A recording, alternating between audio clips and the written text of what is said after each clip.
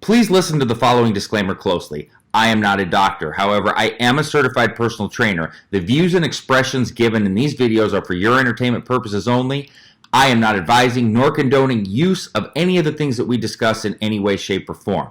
So please be entertained and enjoy the videos. Welcome everyone. Dylan Gemelli here today with a brand new video for you. So today we're actually going to talk about mistakes that I've seen made with Cardarine GW-501516.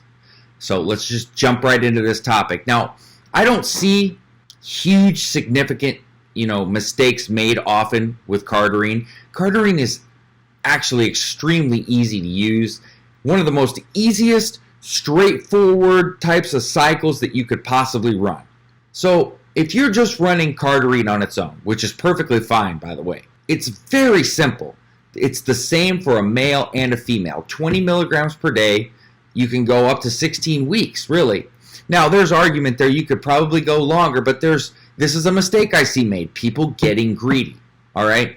They're wanting to go for far too long, and what eventually that I see happen is people kind of desensitizing to it and not seeing the same effects if they stay on and stay on and stay on and stay on. Where I've come up with 16 weeks is that's where I kind of see people over the years, myself included, that kind of start to report, okay, nothing's changing anymore. All right, so that's the time that I recommend not exceeding. There's no reason to prolong it. Always take 4 to 6 weeks off, and then you can get right back on. You've gotten off of it, you're out of that, and then you get back on it. I've had huge success seeing that done. But just continuing to run it is not a good thing.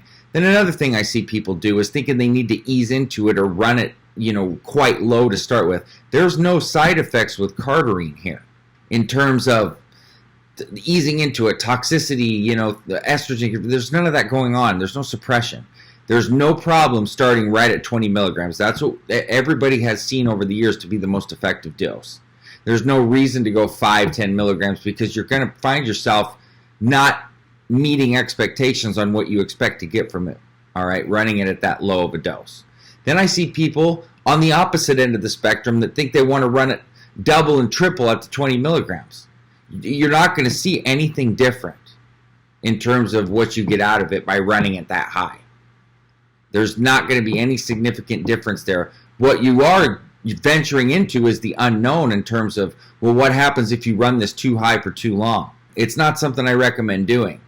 People are going to try it. You're going to do your own thing, and that's like do it at your own risk. I'm certainly not going to sit here and tell anybody to do that.